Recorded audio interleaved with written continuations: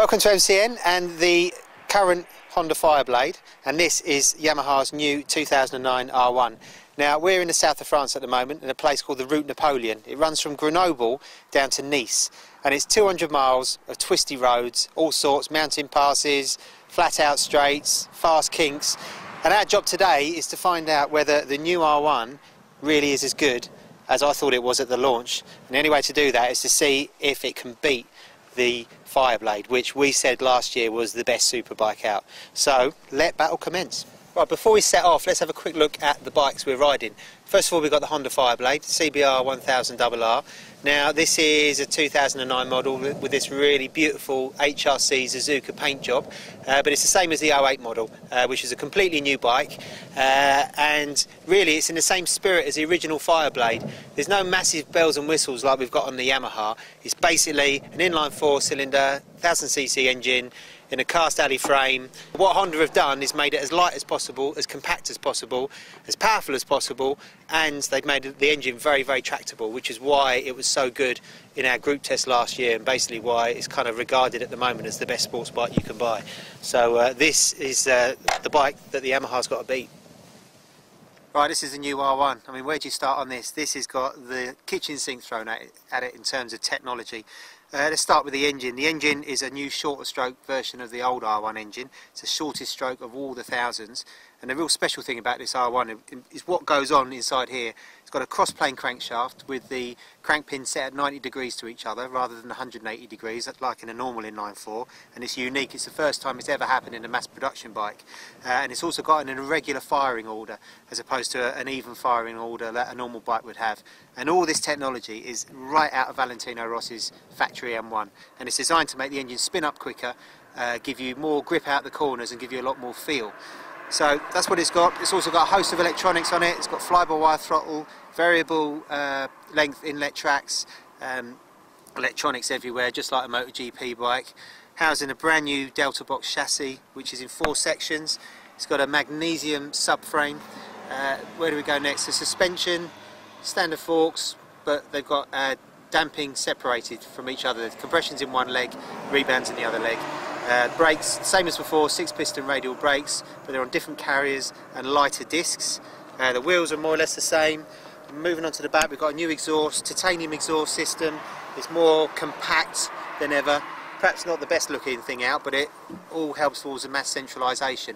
Also it's got an electronic D mode function whereby you've got different engine mapping, 3 selections of engine mapping.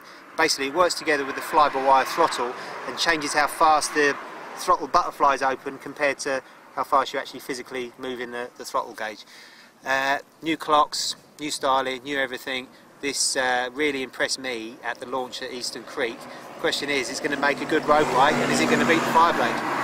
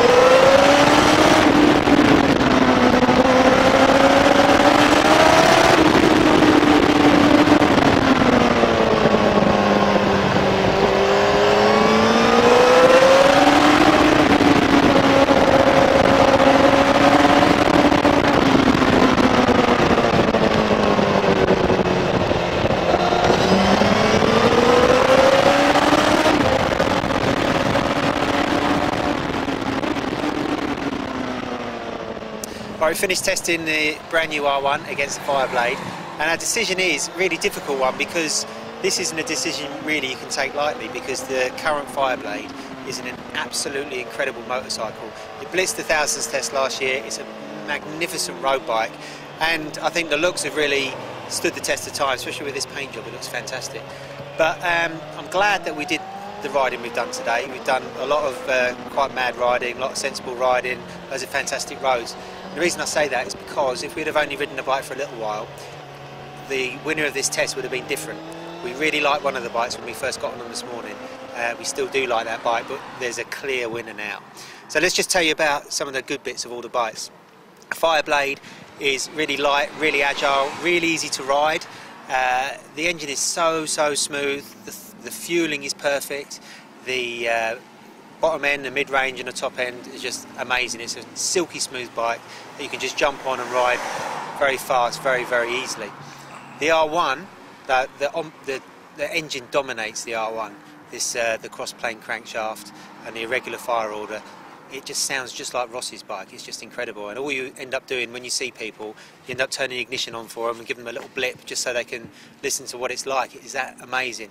It's got a lot of grunt, and in actual fact probably too much grunt in some circumstances.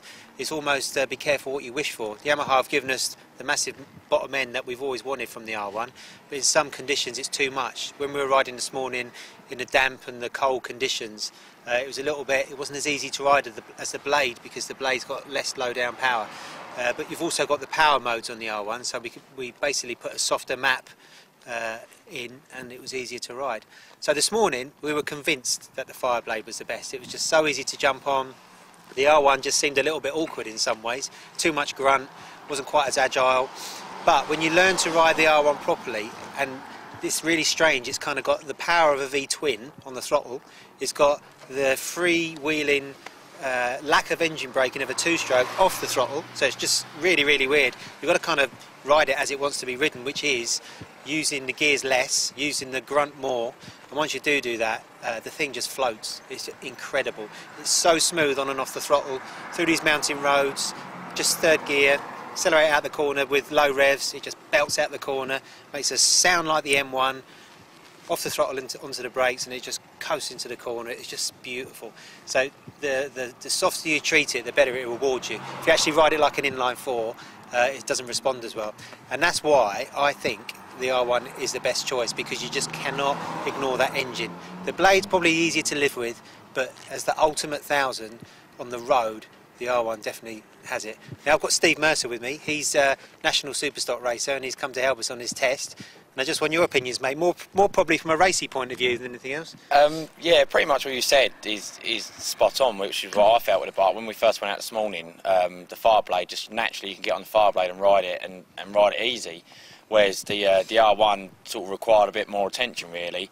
But as a racer, and to ride the R1, it's definitely the bike to be on. I mean, coming off a corner, as soon as you pick the throttle up, it instantly hooks up, and it wants to get going. And I mean, that's where you need the speed on a racetrack. And if you're going around sort of the lanes and stuff on the roads of it is so much fun to ride, and it is sort of breathtaking how much grunt it's got off a corner.